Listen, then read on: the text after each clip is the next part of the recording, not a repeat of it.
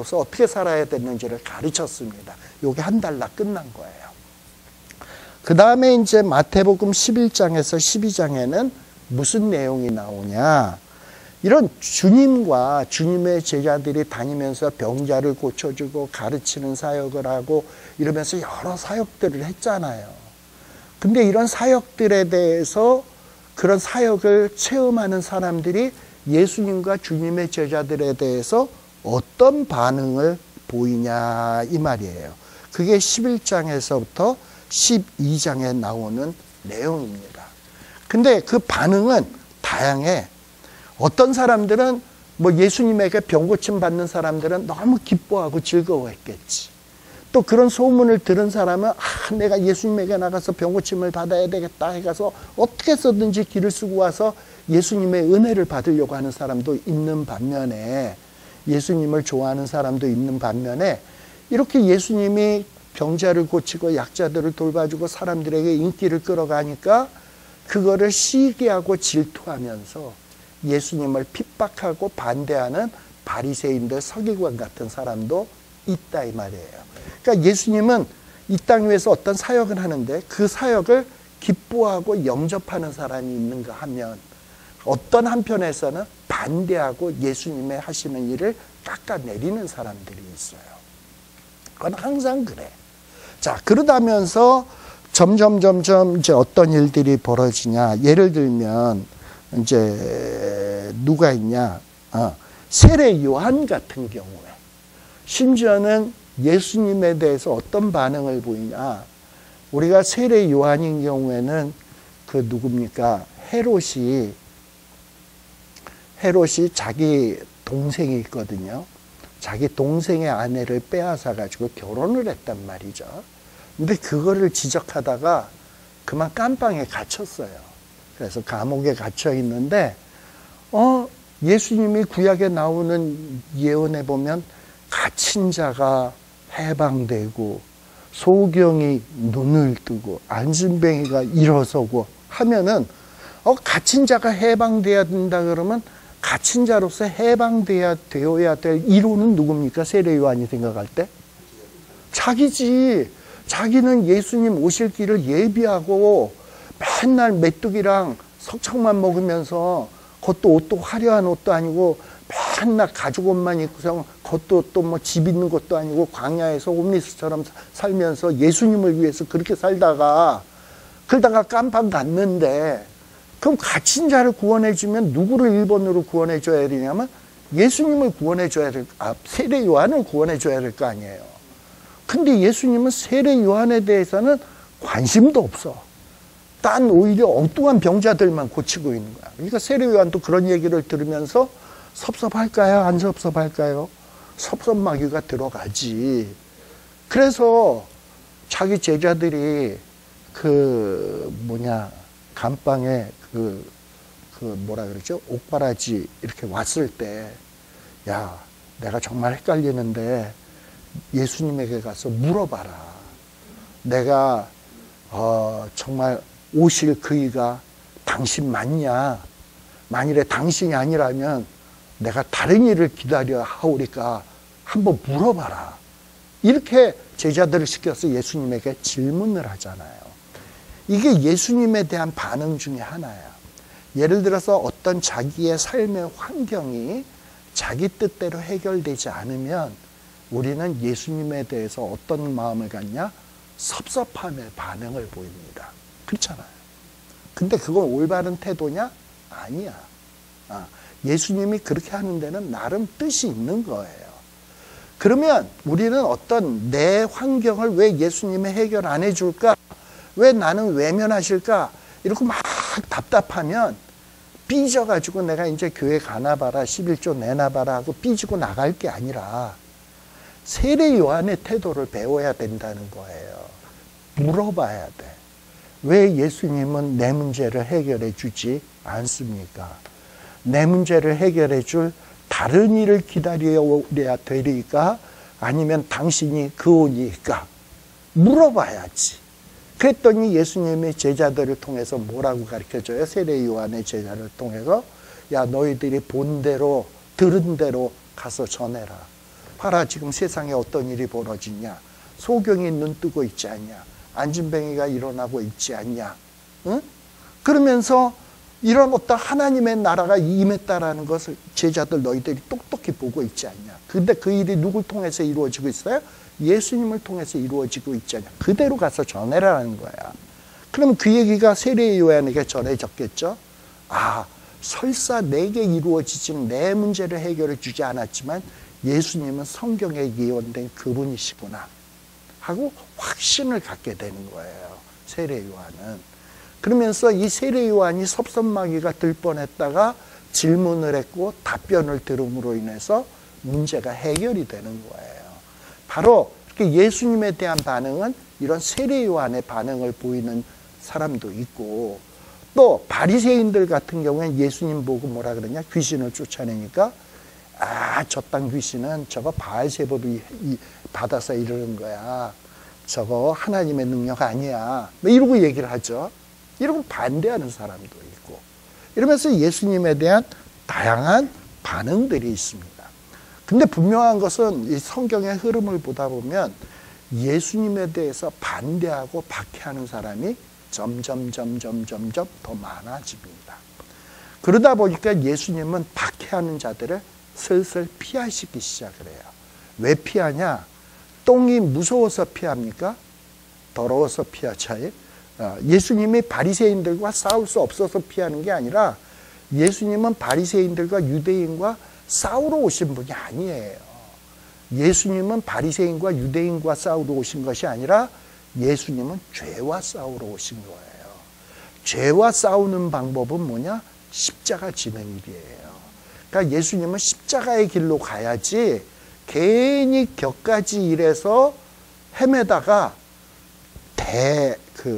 대사를 그리친다 그러죠. 대사를 그리칠 수가 있거든. 그러니까 예수님이 바리새인들과 유대인이 싫어서 피하는 게 아니라 대사를 위해서 가르고 가기 위해서 피하는 거예요. 그리고 예수님은 이제 그들과 싸우지 않기 위해서 말씀을 가르칠 때도 뭘로 가르치기 시작을 하냐? 비유로 가르치기 시작을 해요. 왜 비유로 가르치냐? 명백하게 알아듣게 가르치지. 아직 쟤네들은 내가 메시아다 그러고 어떤 말씀을 전해도 안 들을 사람이야. 그런 사람에겐 굳이 설명할 필요가 없어. 성령이 귀 있는 자는 들을 수 있게 만드신단 말이지.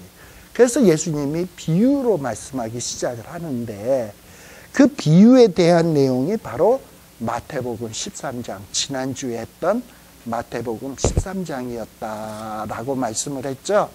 이게 여태까지 한 내용입니다. 예. 자, 이렇게 얘기를 하다 보니까 쭉 마태복음의 흐름이 머릿속에 들어오지 않습니까? 그래서 우리가 성경을 읽을 때는 어느 한 부분만, 아, 나는 오늘 마태복음 13장 읽으니까 13장만 잘 이해하면 돼. 이러면은 절대 성경 제대로 이해 못해. 성경을 제대로 이해하려면 마태복음은 누구에게 준 말씀이지? 왜 줬지? 무슨 문제를 해결하려고 이 말씀을 주었지?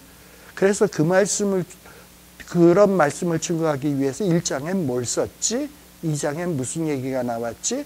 3장엔 무슨 얘기가 나왔지? 이렇게 쫙 연결이 돼야 돼.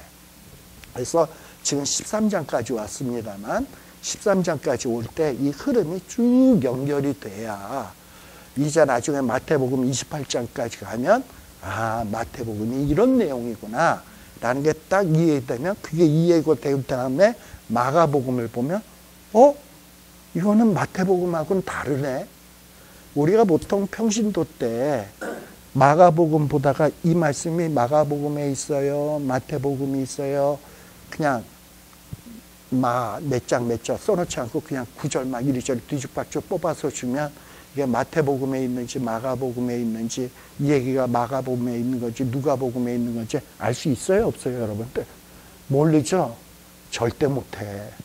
그러나 이런 식으로 마태복음의 특성을 딱 알고 28장까지 쫙 소화해내고 나면 아, 이건 마태복음에 있는 말씀이야.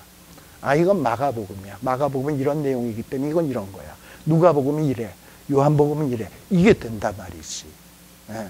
근데 우리는 여태까지 막 뒤죽박죽으로 들어가지고 성경에 뭐가 어디에 있는지도 모르고 왜 있는지도 모르고 그냥 한 구절 받아서 구하라 그러면 주실 것이요. 마태복음 7장 7절. 구하라면 그럼 주신다 그랬지. 구합시다. 그냥 그 말씀만 붙들고 기도한다니까.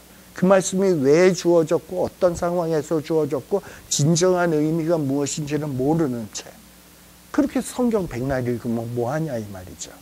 그러니까 이런 것들을 우리가 알기 위해서는 조금의 도움이 필요하다라는 겁니다.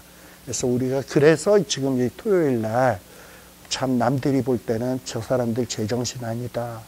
저 토요일 좋은 시간에 저 지하에서 침침한 데서 냄새도 귀한 곳에서 도대체 뭐 하는 거야 이럴지 모르겠지만 천국은 그렇게 시작하는 거예요. 제가 아까 얘기했잖아. 예수님도 말구 위에서 시작했고요.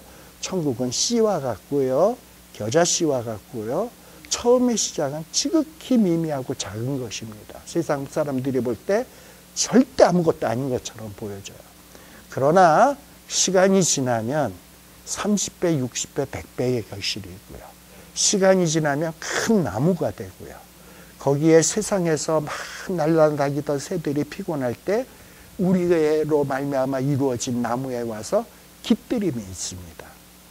우리가 그것을 하는 사람들인 거거든. 근데 그러려면 예수님도 제자들을 말씀으로 교육을 했고 예수님이 손수 행함으로써 또 모범을 보여줌으로써 또 교육을 했고 실습을 나갔다 왔을 때 어떤 내용들을 또 주의해야 되는지 말씀을 해줬듯이 그런 내용들을 쫙 알다 보면 그런 말씀들이 차곡차곡 쌓이다 보면 내가 주님의 제자로서 어떤 준비를 해야 되겠구나. 주님이 어떤 길을 갔으니까 나는 어떤 준비를 해야 되겠구나. 이런 것을 알 수 있다 이 말이죠. 네. 자, 그래서 지난 시간에 마태복음 13장을 했는데요. 여러분들 마태복음 12장 끝에 무슨 내용이 나오는가 하는 것을 잠깐 한번 보세요. 12장 끝에 보게 되면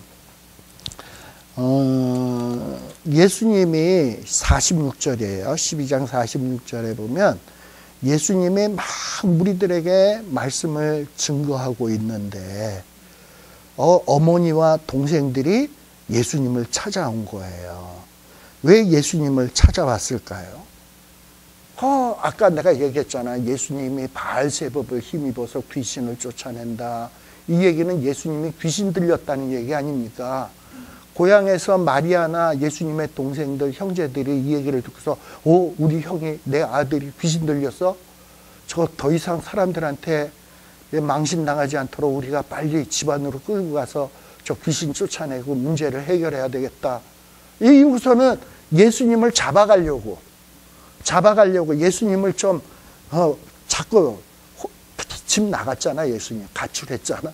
가출해서 이상한 어부들하고 돌아다니면서 사람들한테 이상한 얘기만 들으니까 걱정돼가지고 찾아온 거예요. 예수님이 하시는 일이 무슨 의미인지를 전혀 모르고.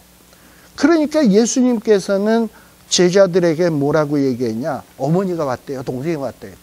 누가 내 어머니냐? 누가 내 동생이냐?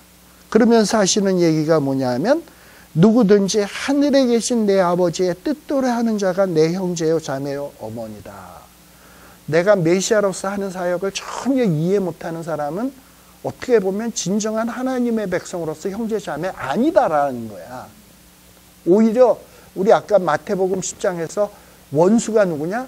어머니, 시어머니, 형제, 자매가 될 수도 있다 그랬잖아요. 그러니까 진정한 형제 자매는 뭐냐? 하나님의 뜻대로 하는 자가 내 형제요 자매요 모친이지, 메시아로서 가는 게 하나님의 천국 건설의 길을 방해하는 자라면 형제 자매의 모친이라고 할 수 없다라는 얘기를 한 거예요.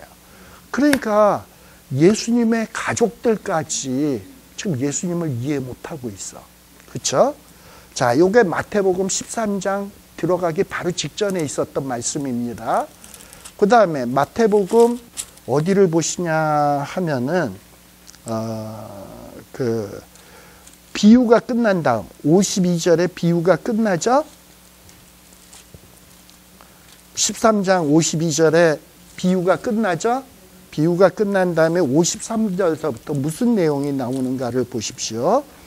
예수께서 이 모든 비유를 마치신 후 그곳을 떠나서 고향으로 돌아가서 이제 말씀을 가르쳐요. 아까도 말씀을 가르칠 때 어머니, 형제들이 왔다 그랬잖아.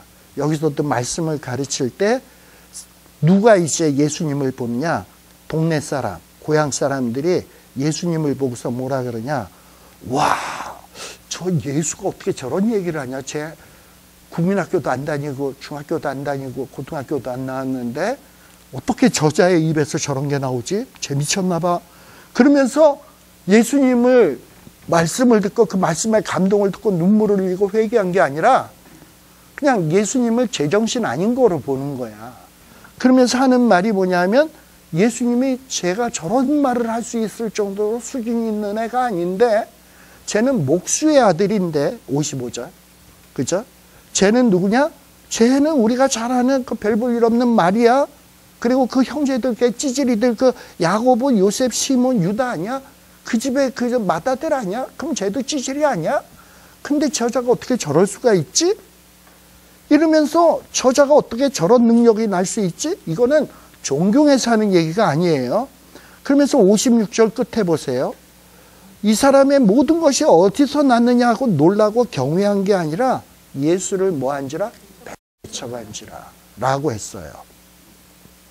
그러면서 57절에 뭐냐면 선지자가 자기 고향과 자기 지배에서는 존경받지 않음이 없느니라 라는 말씀이 나옵니다. 자, 그럼 여기서 한 가지 생각할 게 있어요. 뭐냐 하면은 지금 예수님이 있고요. 예수님에 대해서 가족들의 반응이 비유 앞에 나와 있었죠. 가족들. 그 다음에 예수님을 중심으로 해서 예수님의 비유 다음에 고향 사람들의 반응이 나왔죠. 자, 그리고 예수님의 이 비유의 말씀을 누가 들었습니까? 비유는 제자들에게 설명하신 거 아닌가요? 그리고 제자들이 질문할 때 그 비유를 설명해 준 것 아닌가요? 자, 그러면 우리들이 제자라고 생각을 하고 입장을 바꿔놓고 생각을 해보자고. 아, 우리는 예수님을 진짜 위대한 스승이고 보통뿐 아니라고 지금 따라 나선 거 아닙니까? 자, 우리 마태복음 4장에서는 시험이 끝난 다음에 누가 따라 나섰죠? 베드로와 요한, 안드레, 야고보 이렇게 따라 나섰잖아요. 근데 그들이 따라 나실 때 했던 일들이 있죠. 그물을 버려두고 고깃배를 버려두고 주님을 따라 나선 거잖아. 그러니까 주님을 따라 나서는 데는 그렇게 버려두고 떠나는 데는 대단한 결단들이 있었던 거예요. 그냥 아무렇게나 따라 나선 것이 아니야. 그리고선 따라 나섰는데 또 주님의 제자 가운데 또 누구도 있냐면 세리마태. 세리마태도 예수님이 나를 쫓으라 하니까 이 자기 그 세리 일하는 자리를 박차고 일어나서 그냥 따랐잖아. 어부들은요, 나중에 예수님에게 실망하면 어부로 돌아갈 수 있어. 자신의 직업으로 돌아갈 수 있지만 세리는 로마의 공무원이에요. 세리를 관두면 로마에서 또다시 그 사람 세리하라고 받아준대? 안 받아줘. 그러니까 세리를 박차고 나왔을 때는 이제 돌아갈 길이 없는 사람이야. 모든 것을 버려두고 따른 거나 진배 없어요. 근데 이러고 따라 나서서 예수님을 따라다니면서 배우는데 어머니라는 사람이 찾아오고 동생들이 찾아와서 우리 형 좀 말려, 우리 아들 좀 말려서 쟤 귀신 들린 것 같아. 이러고 얘기를 하면 그 옆에 있는 제자들이 무슨 생각이 들겠습니까? 우리는 귀신 들린 인간 쫓아다니는 인간들이야? 그러면 귀신 들린 인간도 한심하지만 귀신 들린 인간을 스승으로 모시고 다니는 제자들은 얼마나 더 한심합니까? 제자들이 그렇게 느낄 거 아니에요? 그리고 또 제자들이 예수님의 어머니랑 형제들이 왔을 때 그런 일 벌어져서 그래서 부모가 걱정하니까 그럴 수 있다 이렇게 생각을 했는데 이번에는 예수님 동네에 가서 예수님이 말씀을 가르치는데 아니 동네에서 예수님이 도대체 어린 시절을 얼마나 깽판치고 살았으면 동네 사람들이 예수님을 환영하는 사람이 없고 저거 목수의 아들이 아니냐, 저거 쟤가 저렇게 하는 게 도대체 어디서 난 거야, 정말 바알세법을 힘입어서 가닥 돌아서 하는 헛소리 아니야, 이러면서 예수님을 배척한단 말이지. 그러면 우리가 따라다니는 이 스승은 도대체 어떤 어린 시절을 보냈을까? 우리가 따라다니는 이 스승을 과연 계속 따라다녀야 될 가치가 있는 분일까? 예수님을 가장 가까이에서 지켜봤던 가족들도, 또 예수님을 가장 가까이에서 지켜봤던 고향 사람들도 예수님을 환영하고 받아들이지 않는데 우리는 도대체 뭐 하는 거지? 또 예수님을 처음에 그렇게 회개하라, 천국이 가까웠다, 내 뒤에 오시는 이는 나는 그의 신들매도 감당할 수 없다, 이러면서 세례 요한을 막 죽여 세웠잖아요. 그러니 세례 요한과 예수님은 진짜 뗄래야 뗄 수 없는 관계예요. 또 혈연적으로도 세례 요한과 예수님은 친척 관계입니다. 그리고 이미 예수님이 빵개월 됐을 때, 세례 요한 6개월 됐을 때 서로 뱃속에서 서로 대면했던 사이입니다. 근데 이런 세례 요한도 예수님을 향해서 뭐라고 얘기하냐면, 헷갈려가지고 내가 정말 오실 그이가 당신이 오니까 아니면 우리가 다른 일을 기다려야 되오니까, 이러고서 헷가닥 하는 걸 보면 세례 요한도 저렇게 아리송하게 생각하는데 우리가 예수님을 제대로 따라다니는 거 맞아? 이 사람에게 내가 지금 고깃배도 포기하고 세리 직업도 포기하고 그야말로 내 인생을 몰빵하고 있는데 이 몰빵한 나의 결정이 맞는 거야? 이런 헷갈림이 들지 않겠습니까? 제자들이라면. 그것이 뭐 관련이 되냐면 13장에 나오는, 뒤에 나오는 두 가지 비유가 있어요. 하나는 밭에 감추인 보화 비유, 그리고 값진 진주의 비유입니다. 네. 자, 감추인 보화의 비유는 뭔가요? 어떤 농사일하는 집의 종이 밭에서 일을 하다가 뭘 발견했다? 보화를 발견했다. 그래서 어떡합니까? 다시 다 덮어두고 자기에 있는 모든 소유를 팔아서 뭐 했다? 밭을 샀다. 왜 그랬어요? 그 보화를 딱 보는 순간 아, 이거 짝퉁이네 했으면 그 짓 했을까 안 했을까? 안 하죠. 뭐냐? 딱 보니까 진품이거든. 자기가 비록 노예 신세고 남의 종살이 하지만 봄을 보는 요 감정하는 거는 확실하거든. 이건 투자해도 내 모든 거 팔아도 이건 남는 장사다 하니까 판 거 아니겠습니까? 그죠? 네. 그런 거예요. 바로 제자들이 그런 사람이야. 우리가 주님의 제자들 하면 맨날 서로 누가 높냐 시기하고 질투하고 더 변화산에 있는 모습을 보면서 여기가 좋사오니 그냥 철딱서니 없는 소리나 하고, 주께는 그런 일이 결코 일어나지 않겠나이다, 내가 맡겠나이다, 베드로처럼 이런 식으로 하니까 제자들이 한심한 모습만 나오니까 제자들을 한심하게 생각할 수 있는데요, 예수님이 제자들을 이렇게 선택을 했을 때 보는 눈이 있었어, 제자들을. 근데 그 제자들의 뛰어난 점은 뭐냐? 예수님을 스승으로 선택했다라는 거예요. 마치 뭐처럼? 아, 이게 정말 가치 있는 일이다. 예수님을 따라다니는 일은 가치 있는 일이다. 얼마만큼? 고깃배를 버려둘 만큼. 얼마만큼? 아버지를 버려둘 만큼. 그물을 버려둘 만큼. 세리의 직책을 버려둘 만큼. 마치 천국 비유에 보화를 발견하고선 모든 것을 다 팔아 그 보화를 사는 사람처럼 제자들은 예수님을 얻기 위해서 모든 것을 포기한 사람들이에요. 뛰어난 점이라는 거야. 바로 천국은 누굴 통해서 이루어지냐? 바로 그런 제자들을 통해서 이루어질 거예요. 그리고 값진 진주의 비유가 무엇입니까? 뭐냐면 어떤 사람이 값진 진주를 구하기 위해서 사방팔방 돌아다니면서 값진 진주를 구하러 다녔어. 그러려면 시간, 정력, 힘, 얼마나 많은 고생을 해야 됩니까? 그러다가 값진 진주를 만났어. 너무너무 기뻐한 거야. 이렇게 우리는 진정한 가치 있는 것을 위해서 노력과 땀과 수고를 아끼지 않고 있나요? 바로 천국은 어떤 거냐? 천국의 귀함을 아는 사람이 이게 천국 백성인 거예요.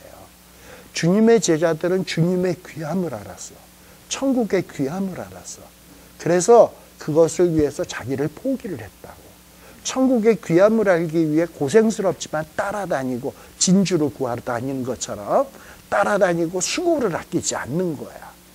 바로 천국은 누구의 같으냐? 그래서 주님께서는 비유해서 천국 비유를 하면서 천국은 뭐와 같으냐? 밭에 감추인 보화와 같다라는 얘기예요. 여러분들 밭에 감추인 보화의 얘기를 보면서 이렇게 생각하면 안 돼. 아니 그 종놈이 보화를 발견했으면 그 주인에게 신고를 해야지.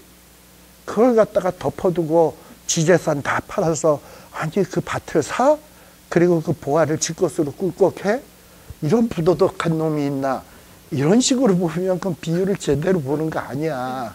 예수님은 그걸 강조하려고 한 게 아니라 값진 보화를 발견해서 자기의 모든 소유를 다 파는 희생 투자, 이 모습을 가진 자가 뭘 소유하는 거다? 천국을 소유하는 거다. 요 얘기를 하려고 한 것이지, 그 종이 얼마나 부도덕한 행위를 했냐, 아니면 그 행위가 도덕적인 것이냐, 이 논쟁을 하려고 한 게 아니다 이 말이에요. 진주, 값진 진주 구하는 얘기도 마찬가지예요. 값진 진주를 구하기 위해서 얼마나 그 사람이 노력과 수고를 아끼지 아니했냐, 이 얘기를 하는 거예요. 마치 천국은 누가 얻는 것이다? 이렇게 값진 것을 위해서 자기를 투자하는 사람, 모든 것을, 또는 수고와 노고를 아끼지 않는 사람들이 천국을 얻는 것이고, 이런 자들이 처음에 시작의 모습은 뭐와 같다? 겨자씨 같고 씨와 같지만 그들이 싹이 나서 자라게 되면 엄청난 결실, 100배, 60배, 30배, 또는 큰 나무가 돼서 세대를 깃들이게 되듯이 천국은 그렇게 이루어지는 것이다 라는 것을 지금 비유를 통해서 설명하고 있는 거예요. 그래서 이 비유의 앞뒤에, 앞에서는 가족들이 예수님을 배척하는 모습, 뒤에는 고향 사람들이 배척하는 모습. 그러나 가운데 비유의 내용에서는 제자들은 예수님의 소중함을 알기에 배우려고 하고, 비유로 말씀을 할 때도 질문을 하고 알아들으려고 하고 깨우치려고 하고 이런 모습을 하잖아. 마치 진주를 구하는 사람처럼. 그리고 가족들과 고향 사람들은 배척하지만 제자들은 누가 뭐래도 저분은 우리 스승이 하고 따라다니잖아요. 바로 이런 집념과 노력을 보이는 사람들이 뭘 이루어 갈 사람이다? 천국을 이루어 갈 사람이라는 거예요. 그래서 저나 여러분들은 우리가 하고 있는 일이 뭔지를 알아야 돼. 세상 사람들이 볼 때 지금 우리가 이 성경 공부하고 또 교회에서 기도 모임을 하고 교회 봉사를 하고 저것들 뭐 하는 거야? 하고 얘기할지 모르지만, 저 미친 짓 아니냐 하고 조롱할지 모르지만, 마치 예수님의 가족들처럼, 마치 고향 사람들처럼 그렇게 비웃을지 모르지만 우리는 이거의 가치를 아는 거잖아. 그러면 어떻게 해야 됐나? 우리의 모든 것을 다 팔아서 그것을 얻으려 해야지. 그리고 그것을 얻기 위해서 아무리 먼 거리라도 찾아 헤매야지. 그렇게 해서 막 이러다 보면 예수님이 그런 자들에게 은혜를 주어서, 그런 자들을 제자로 삼으셔서 예수님이 이 땅 위에 건설하려고 했던 거대한 하나님의 나라를 이루어 가실 거라니까요. 그래서 하나님이 저와 여러분들을 만나게 하시고 말씀을 공부하게 한 거예요. 우리가 가수 가운데 노사연 씨가 있잖아. 우리 만남은 우연이 아니야, 뭐 이런 노래 하잖아요. 세상에 보면 사람과 사람의 만남이 참 우연히 만나는 것 같은데 결코 그렇지 않더라고요. 하나님이 기막히게 만들어 주시더라고. 그렇게 해서 그것이 계기가 돼가지고 거기에서 어떤 기적이 벌어질지를 아무도 몰라. 근데 나중에 시간이 지나 보면 엄청난 일들이 벌어져 있어요. 성경 룻기에 보면 룻이 이삭을 줍는데 이삭을 주우면서 가는데 우연히 보아스의 집에 이르렀더라 라고 돼 있어요. 성경에 보면 우연히라는 말이 나와요. 뭐 보아스의 집에 이삭 주우러 갈 때 저 보아스가 이 동네에서 제일 부자지, 저 사람이 제일 끝발이 있지, 룻이 나는 이제 홀로 싱글 됐으니까 저 남자를 어떻게 해서든지 꼬셔가지고 내가 저 남자랑 어떻게 해서든지 맺어져가지고 내가 우리 집을 쨍하고 해뜰 날 들게 해야지 해가지고 이삭을 주우면서 눈치 살살살살 보면서 보아스 있나 하면서 글로 갔나요? 아니에요. 자기 일 이삭 줍는 일이 뭐 대단한 일입니까? 하찮은 일이잖아. 그렇지만 어머니를 섬기기 위해서 하찮은 일을 열심히 했잖아. 근데 그 발걸음, 그 우연한 발걸음을 하나님은 어디로 인도했냐? 보아스의 집으로 인도했어요. 그리고 보아스의 집에서 보아스를 만났을 때도 무슨 전혀 그런 일이 벌어질 거라고는 이후의 일들이 벌어질 거라 생각도 못했어요. 그러나 하나님이 그런 만남을 통해서 인도해서 보아스와 룻이 맺어져서 결혼을 하게 하시고, 그리고 거기에서 누가 나냐? 오벳을 낳고, 오벳은 이새를 낳고, 이새는 다윗을 낳아가지고 그 처참했던 사사시대에 피폐했던 이스라엘이 다윗 시대의 전성기의 나라로 바뀌어지게 되었어요. 그건 다윗을 통해서 이루어졌다기보다는 사소한 일을 했던 룻과 보아스, 그들의 적은 일들이 다윗 시대의 전성기를 이루는 밑거름이 되었다니까. 그러니까 저와 여러분들이 하는 이런 적은 일들은 씨와 같은 일이야. 그리고 겨자씨 같은 거고요. 그러나 우리들이 이런 일에 성실하게 하고 여기서 깨우침을 받고 주님이 하셨듯이 우리도 약한 자를 섬기고요. 우리 강진수 목사님처럼 나이 많은 요양원에서 곧 돌아가실 분들 막 섬겨서 가서 위로하고 기도해 주시고 그런 일들을 하시고요. 그리고 여러분들 교회 봉사하시고요. 그런 일들이 남들이 볼 때는 하찮은 일이지만 그 일을 하다 보면 거기에서 엄청난 하나님의 나라들이 이루어지게 되는 겁니다. 그러려면 우리가 말씀을 바로 알고 제자의 도가 뭔지를 알고 그리고 나는 어떻게 살아야 될 것인가 하는 것을 알아가는 것이 필요하다. 그래서 이 마태복음에 주님 가신 길, 제자의 가신 길 이런 것들을 계속해서 더듬어 가려고 하고 있습니다. 잠시 쉬었다 가도록 하겠습니다. 그러면 14장 이제 들어가서 하겠습니다. 자, 우리 아까 13장 비유 얘기까지 했죠. 그리고 53절에서부터 53절에 예수님을 배척한 고향 사람들의 이야기도 했습니다. 자, 이제 14장에 들어가서 하는 얘기예요. 자, 그러면 이제 이 14장에는 14장에서 오늘 제가 오늘 나눠드린 프린트에 보면 이제 14장에서부터 17장까지는 주로 어떤 내용들이 마태복음에선 기록하고 있냐? 거기에 보면 미래의 전조라고 돼 있어요. 미래의 전조라는 게 뭐냐? 자, 유대인들은 오랜 고난의 역사를 겪어오면서 메시아가 오면 당장 쨍하고 해뜰 것을 기대했습니다. 그게 유대인들이 생각하는 메시아관이에요. 그런데 정작 이 땅 위에 성육신하신 메시아는요, 예수님이 이 메시아이신 예수님은 이 땅에 딱 오셔서 자기 공생의 기간 동안에 쨍하고 유대인의 나라를 세계 으뜸 국가로 만들러 오신 분이 아닙니다.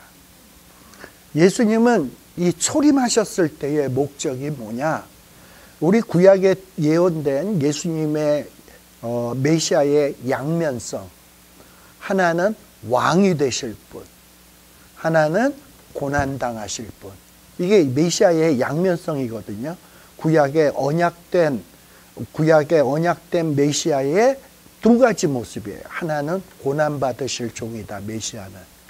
아니다, 하나는 왕이 되실 분이다. 근데 둘 다 맞는 거예요.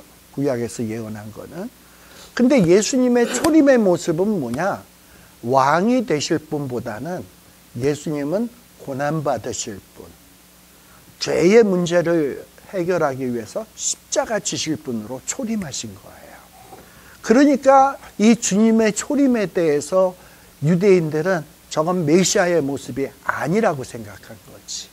그래서 유대인과 예수님 사이에는 부딪힘이 있을 수밖에 없어요. 예수님은 예수님의 사역을 이루기 위해서, 죄 문제를 해결하기 위해서 고난의 십자가의 길로 뚜벅뚜벅 갑니다. 그러나 그것을 이해 못하고 있는 바리새인들, 서기관들, 유대인들은 이런 예수님에 대해서 저건 가짜다, 하나님의 아들이 아니다, 망령된 자다, 이러면서 예수님을 핍박하기 시작하는 거예요. 그러니 이제 예수님의 앞날은 당연히 뭐가 기다릴 수밖에 없냐? 박해, 고난. 근데 이 박해의 고난을 미리 예시해 주는, 이런 고난과 박해가 있을 것이다 라는 것을 미리 암시해 주는 내용들이 이제 마태복음 14장, 15장, 16장, 17장인 거예요. 앞으로 메시아가 어떻게 될 것인가? 유대인들이 기대하는 왕으로서 빵 하고 등장할 것인가? 아니면 유대인의 기대와는 달리 고난받는 종으로 갈 것인가? 이거를 미리 암시해 주는 내용이 14, 15, 16, 17장의 내용이라는 거예요. 그래서 미래의 전조라는 얘기입니다. 근데 이 미래의 전조의 모습은 유대인의 기대와는 전혀 다른 모습입니다. 그 첫 번째 사건이 뭐냐? 바로 14장 1절에서부터 나오는 내용이에요. 거기 보면 헤롯이 예수의 소문을 들었어요. 예수의 소문은 어떤 소문이겠습니까? 막 병자를 고치더라. 예수님의 가르침은 보통 사람의 가르침 같지 않더라. 서기관과 바리새인들과 뭐 이런 사두개인의 가르침하고는 아주 본질적으로 다르더라. 그런데 예수님은 어떤 누구도 행하지 못하는 놀라운 기적도 행하더라. 또 예수님의 가시는 길에는 많은 예수님의 말씀을 들으려 혹은 병고침의 은혜를 받기 위해서 따르는 무리들이 많더라 라는 얘기를 헤롯이 들었지 않겠습니까? 헤롯은 왕이에요. 그렇기 때문에 자기 외에 누군가가 인기를 얻고 사람몰이를 하고 다니는 사람이면 바싹 긴장하게 돼 있어요. 근데 예수라는 인물이 그런 일을 하고 다닌다라는 소문을 딱 들으니까 헤롯은 바짝 긴장을 한 겁니다. 그러면서 이 헤롯은 어떤 반응을 보이냐? 이 예수님에게 대해서 뭐라고 얘기하냐? 2절에 보면 신하들에게 이르되 너희들이 예수라고 하는 그 사람은 아마 세례 요한인 것 같다. 뭐 이런 얘기를 하는 거예요. 그래서 세례 요한이 살아난 거다, 부활한 거다. 그리고 이런 능력이 그 세례 요한, 예수님 속에서 역사하는 걸 보니 이건 세례 요한이 살아난 거다. 이러고 헤롯이 반응을 보이는 겁니다. 이건 왜 그러느냐? 헤롯이 왜 이런 반응을 보이냐? 헤롯은요, 원래 여러분들 헤롯 하면 여러 헤롯이 있어요. 첫 번째, 예수님 탄생 시에 유대인의 왕으로 태어났다는 것을 듣고 나 외에 무슨 왕이 있어? 이건 죽여야 돼. 해가지고 예수님 태어날 당시에 영아들을 막 죽였던 왕 있죠? 그런 헤롯을 헤롯 대왕이라고 얘기합니다. 그 다음에 요 헤롯 대왕이 아들을 낳았어요. 아들들을. 근데 아들들에게 각 지역별로 땅을 나눠서 분배를 해줬어요. 너는 갈릴리 지역 다스려. 너는 저 유대 지역 다스려. 너는 저 베레아 지역 다스려. 해가지고 땅을 나누어 주었습니다.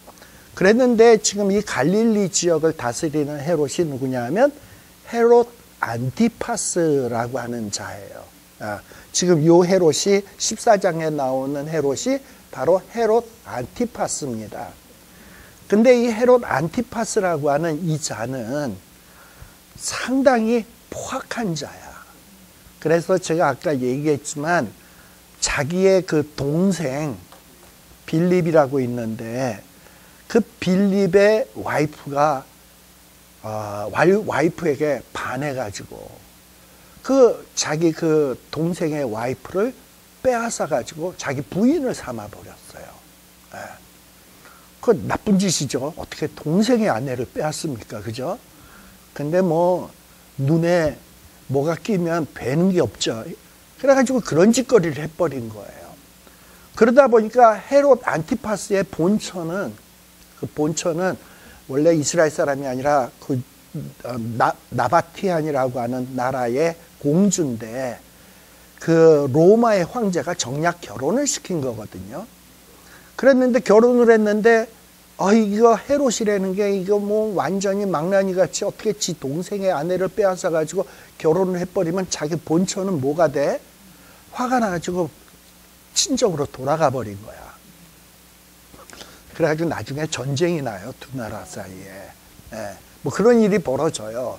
근데 아무튼 세례 요한이 볼 때에 이 이스라엘을 다스리는 자가 어떻게 동생의 와이프를 빼앗아서 결혼을 하고 이런 못된 짓을 하는가 해가지고 이 헤롯을 세례 요한이 신랄하게 책망을 했습니다. 그 얘기가 3절에 나오는 내용이죠. 이전에 헤롯이 그 동생 빌립의 아내 헤로디아의 일로, 헤로디아가 누구냐면 동생의 아내야. 그 둘이 결혼한 일로 요한이 막 책망을 하니까 이 요한을 죽이지는 못하고 결박해서 옥에 가두었다라는 거예요. 원래 요때 헤로디아라고 하는 그 동생의 부인인 여자, 이 여자는 세례 요한이 막 비난을 하니까 세례 요한을 얼마나 미워했는지 몰라. 저거 죽여야 돼. 이랬는데 헤롯에게 저거 죽여요. 이러는데 헤롯이 저 세례 요한은 죽이면 안 돼. 저 세례 요한은 백성들이 얼마나 좋아하는 사람인데 저 세례 요한한테 세례 받은 사람이 얼마나 많은데 내가 괜히 깨딱 잘못해가지고 저자를 죽이면 밀란 일으키면 당신이 책임질 거야? 그러니까 이 여자 더 이상 뭐 얘기할 수가 없으니까 헤롯이 그냥 그래도 또 지 부인을 생각해가지고 새로 맞은 부인을 생각해가지고 헤롯을 깜빵에다 가두는 정도로 무마를 시킨 거예요. 근데 이 헤로디아라고 하는 이 여자는 이 분이 안 풀리는 거지. 내가 기회만 만나면 저 세례 요한의 목을 베리라 이러고 있었는데 어느 날 헤롯이 잔치를 한 거야. 잔치를 해가지고 여기 4절 6절에 지금 4절 5절에 제가 한 얘기가 나오잖아요. 헤롯이 말하되 당신이 그 여자를 차지하는 것이 옳지 않다. 이로써 요한이 헤롯을 책망하니까 헤롯이 요한을 죽이려 하되 실제는 헤롯이 죽이려 했다기보다는 헤롯이 새로 결혼한 그 헤로디아가 죽이려 했던 거야. 그런데 헤롯은 무리들을 두려워하는 거지. 무리들이 세례 요한을 선지자로 여김으로 두려워해가지고 안 죽이고 옥에 가둔 거예요. 근데 이 헤로디아는 꽁 하고 있다가 헤롯이 생일에 잔치를 베풀었는데 자기 딸, 근데 이 헤로디아의 딸은 살로메인데 살로메는 누구의 딸이냐? 이 헤롯 안티파스의 딸이 아니고 빌립의 딸이에요. 그러니까 헤롯의 친딸도 아니야. 데리고 들어온 딸이야. 근데 이 딸에게 댄스 교습을 시켰는지 뭐 벨리 댄스를 시켰는지 해가지고 이 잔치상에서 아주 야한 춤을 그럴듯하게 춘 거예요, 이 아이가. 그래가지고 춤을 추니까 헤롯이 기분이 좋아가지고 네가 이렇게 춤을 잘 췄으니 네가 무엇을 요구하든지 7절 무엇을 요구하든지 내 준다. 그랬더니 헤로디아는 살로메에게 미리 언지를 준 거야. 아버지가 무슨 약속을 하면 뭐 들어주겠다고 약속 들어주겠다 그러면 세례 요한에 목 달라 그래라. 그래가지고 목 달라 그래가지고 헤롯이 그 세례 요한의 목을 친 사건입니다. 그래가지고 소반에 접시에다 담아가지고 그 살로메에게 주고 그 목을 헤로디아에게 가지고 갔겠지. 이 사건이에요. 자, 그러면 여기서 이제 생각할 게 뭐냐 하면 이 세례 요한과 헤롯을 잘 한번 생각을 해봐야 돼. 지금 헤롯은 세례 요한이 죄 있다는 것을 압니까? 죄 없다고 생각합니까? 죄 없다고 생각하죠, 헤롯은. 그런데 헤롯은 그런 죄 없다고 생각하는 사람을 죽인 거죠. 잘한 짓입니까? 못한 짓입니까? 네. 죄 있는 사람을 죽여도 잘못했을 수도 있는데 자기가 저자는 분명히 죄가 없어. 그런데 죽인 거야. 그러니까 이건 어떻게 보면 더 나쁜 놈이야. 아주 나쁜 놈이야. 그렇잖아요. 네. 우리 성경에 보면 또 어떤 이런 자가 있냐면 빌라도도 예수님이 죄 없다는 걸 알았어요. 알아서 예수님 죽이는 걸 굉장히 망설였어요. 근데 유대인들이 죽여라 그러니까 예수님을 죽인 거예요. 자, 그러면 유대인들을 한번 생각해 봅시다. 유대인들은요, 예수님을 죽여라 합니다. 근데 이 유대인들은 왜 예수님을 죽이라 그러죠? 유대인들이 지들이 정말 악해서 예수님을 죽이라 그러나요? 자기네들이 알고 있는 교리나 상식으로 보면 웬 낯선 놈이 와가지고 하나님의 아들이래. 그리고 뭐 자기네들이 배워왔던 가르침하고는 엉뚱한 교리를 가르쳐. 이러다가는 우리 그 유대교가 갖고 있었던 전통이 무너지게 생겼어. 그리고 지가 하나님의 아들이라 그러니까 하나님을 망령되 일컫는 자야. 저런 자는 살려둬서는 안 돼. 그래서 죽여라 그랬어요. 유대인들은요. 자, 그러면 유대인들이 더 나쁜 놈입니까? 그러니까 유대인들은 그러니까 예수님을 죽여라 한 거는 일리가 있죠. 유대인 입장에서. 얘네들은 죄를 지으려고 한 게 아니라 자기네들의 종교의 순수성을 보호하기 위해서 예수님을 죽이라 그런 거예요. 반대로 헤롯은 예수님이 죄 없는 걸 알아. 유대인들은 예수님을 죄 있다고 생각한 거야. 자기네들 기준에선. 그래서 죽이라 그런 거야. 그런데 헤롯은 예수님이 죄 없는 거를 알아. 그런데 자기가 무슨 약속을 하든지 들어줄게 하고 약속을 했단 말이죠. 그리고 그걸 안 들어주면 이 잔치에 참여한 사람들에게, 손님들에게 말에 신실성이 없는 사람으로 찍히게 돼 있고 체면이 똥이 되게 돼 있어요. 그러니까 자기 체면이 똥이 되지 않으려면, 자기가 불신실한 사람이 안 되려면 예수님은 죽여야 돼. 그래서 예수님을 죽인 거예요. 자, 그럼 여기서 유대인이 나쁜 놈입니까? 헤롯이 더 나쁜 놈입니까? 둘 다 나쁜 놈이지만 정황적으로 따져보면 헤롯이 더 나쁜 놈이죠. 네. 죄 없는 걸 알면서 자기 체면을 위해서, 자기 체면을 보존하기 위해서 예수님을 죽이려 했던 거예요. 유대인들은 자기네들의 신념을 지키기 위해서 예수님을 죽이려 했던 거예요. 물론 자기네들의 신념이 잘못된 신념이었지만, 둘 다 나쁜 놈이지만 어떻게 보면 더 나쁜 놈은 헤롯 같은 자라고, 거짓인 줄 알면서도 예수님을 죽였으니까. 반대로 세례 요한은 어떤 자입니까? 세례 요한은 선지자로서 헤롯 왕의 잘못이 있어. 근데 그 잘못에 대해서 그냥 아무 소리 하지 않고 넘어가면 세례 요한은 죽임 나갈 일도 없고 깜빵에 갇힐 일도 없습니다. 그런데 헤롯의 잘못을 굳이 지적을 함으로 인해서 본의 아니게 깜빵에 들어갔고요. 그리고 깜빵에 있다가 본의 아니게 목과 몸뚱아리가 분해되는 사건이 벌어졌어요. 가만히 입 다물고 있었으면 되는데.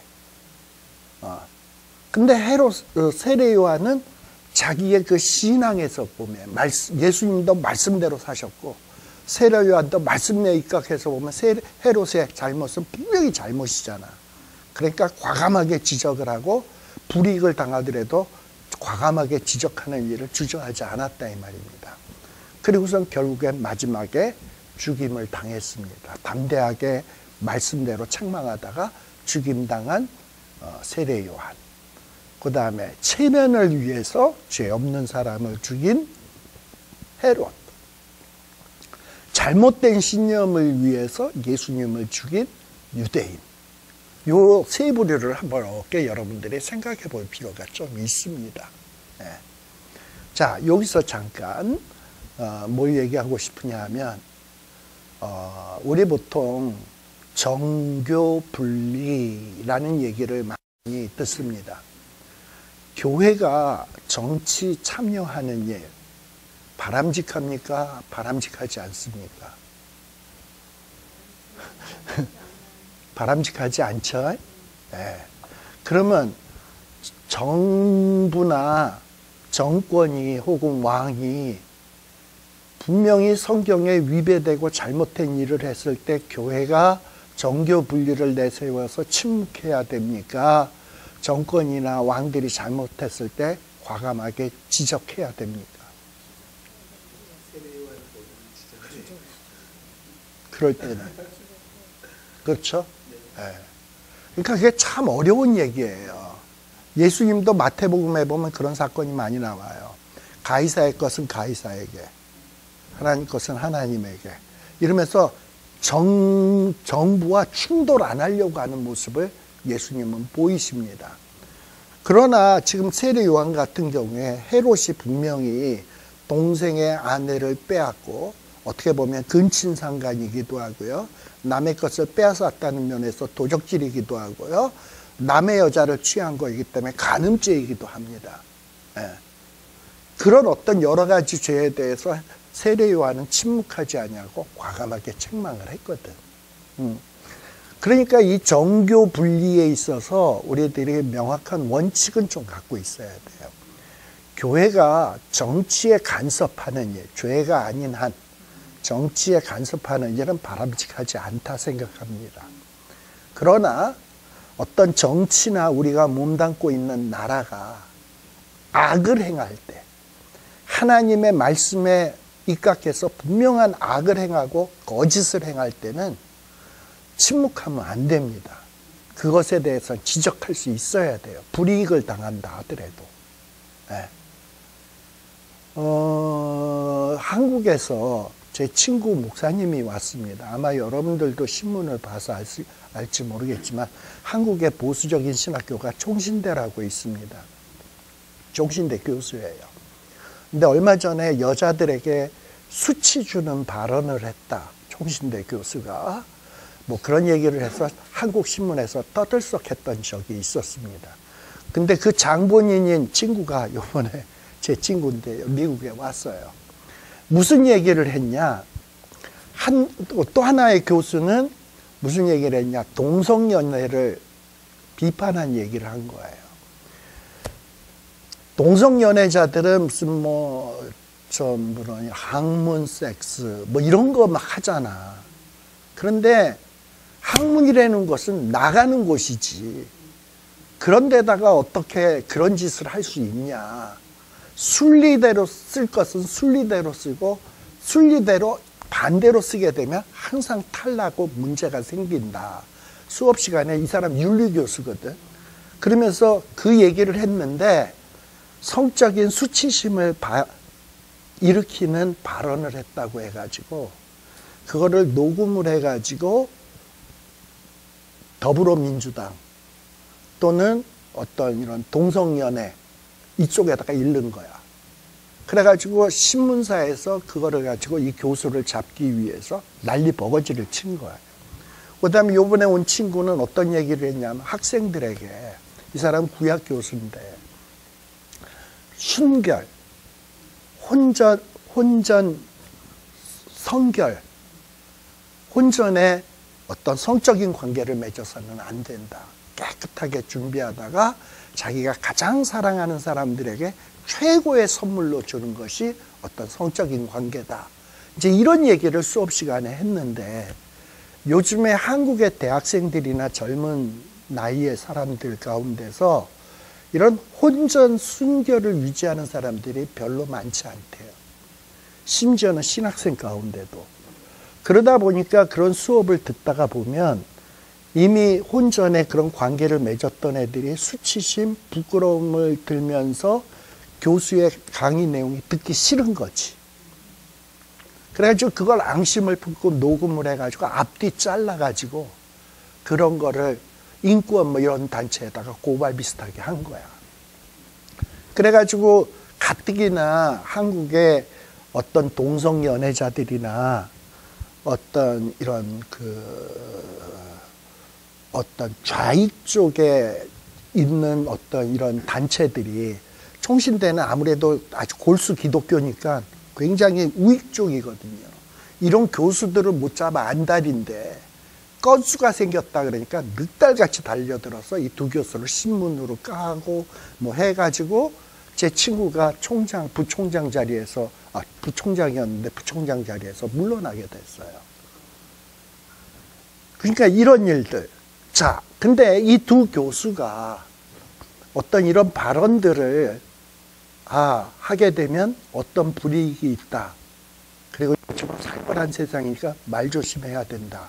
하고 입 쳐닫고 가만히 있었다면 잘한 일인가. 이런 불이익을 당한다 하더라도 이 발언을 하는 것이 옳은 것인가 했을 때 지금 세례 요한 같은 경우에 헤롯의 잘못에 대해서 지적을 하니까 갇히고 죽임당하는 일을 당했거든요. 그렇다면 주님의 제자, 주님 가신 길을 걸어가는 사람들은 과연 어떤 길을 걸어야 되냐. 정부나 힘 있는 자들이 악을 행할 때 내 안위, 내 체면을 위해서, 내 안위를 위해서 입 쳐닫아야 되는가. 악에 대해서. 반면에 헤롯은 어떤 자냐. 분명히 세례 요한을 죽이는 것이 악이라는 걸 알아. 잘못된 거를 알아. 왜? 세례 요한은 죄가 없으니까. 그러나 본인의 체면이 더 소중한 거야. 사람 죽이는 일보다, 사람 죽이고 살리는 일보다 뭐가 더 중요하다? 자기 체면이 더 중요한 거야. 그러니까 자기 체면을 유지하기 위해서 악을 행한 거예요. 세례 요한은 자기가 담대하게 선을 위해서 싸우면 불이익 당할 거를 알아. 그러나 입 쳐닫고 있지 않냐고 발언함으로 인해서 옥에 갇히고 죽임당했어요. 유대인들은 원래 자기네들의 신념이 잘못됐어. 그렇잖아요. 예수님이 진짜 메시아인데 그걸 알아보지 못하고 그냥 지 멋대로 생각해서 하나님을 모독한다. 저거는 이단이다. 우리의 가르침 아닌 것을 가르치는 건 죽어야 된다. 잘못된 신념에 의해서 악을 저지른 거예요. 이렇게 세상에는 진리를 놓고 다양한 이런 반응들이 벌어지고 있습니다. 체면을 위해서 진리를 짓밟는 사람, 응? 자기 안위를 위해서 진리에 대해서 눈을 감는 사람, 잘못된 진리를 숭상하면서 진정한 진리를 짓밟는 사람, 이런 모습들이 지금 벌어지고 있는 거예요. 예수님을 중심으로 해서. 과연 우리는 어떤 모습을 취해야 될 것인가? 주님은 어떤 것을 원하실까? 우리 아까 제가 마태복음 10장에서도 얘기했습니다만 주님의 제자의 길은 자기의 십자가를 지고 나를 쫓을 것이니라 그랬어요. 그리고 생명을 얻고자 하면 잃을 것이고 나를 위하여 생명을 잃으면 얻을 것이라 그랬다고요. 그러니까 성경에서의 가르침은 너무 분명해요. 그런데 오늘날 기독교나 어떤 하나님의 말씀의 가르침이 참 이상야릇하게 막 엉망진창이 돼버려가지고 무조건 정교 분리. 교회는 입 다물고 있어야 돼. 바른말 동성연애도 하면 안 돼. 인권차별이야.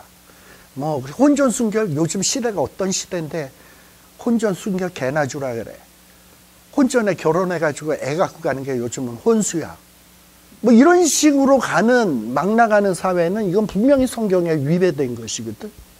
이런 거에 대해서 교회가 눈 감고 입 쳐닫고 있다면 과연 어떻게 이 땅에 하나님의 나라가 이루어질 것이며 진리가 바로 서겠냐 이 말이죠. 그래서 우리는 하나님의 말씀을 놓고 앞서간 믿음의 선배들의 길을 보면서 과연 우리는 어떤 길을 갈 것인가, 이 문제에 대해서 냉정한 성찰, 그리고 나는 과연 그러한가, 이런 것들을 생각해야 되지 않을까 싶습니다. 그러다 보니까 시간이 좀 지났습니다. 그래서 오늘은 요 세례 요한, 헤롯 요 얘기까지만 하고 나머지는 다음번에 살피도록 하겠습니다. 기도하겠습니다. 하나님 아버지 감사합니다. 주님은 이 땅 위에 영광과 존귀와 칭찬을 받으러 오신 것이 아니라 우리를 위해서 죄짐을 지고 십자가 지러 오셨습니다. 이게 메시아의 길이고 주님이 이 땅에 천국을 이루시는 방법이셨습니다. 하나님, 여기에 대한 냉정한 우리의 깨달음이 있게 하여 주시고, 우리도 이 땅 위에 하나님의 나라를 이루기 위해선 어찌해야 될 것인지 깊이 생각하는 저희들 되게 하여 주시옵소서. 세례 요한은 자기에게 불이익이 생길지라도 진리를 사수하는 일에 입닫지 않았습니다. 그러한 용기도 우리에게 허락하여 주시고, 이 시대를 하나님의 말씀으로 바로 세우는 일에 힘을 다하는 저희들이 되게 하여 주시옵소서. 예수님 이름으로 기도드리옵나이다. 아멘. 마치겠습니다.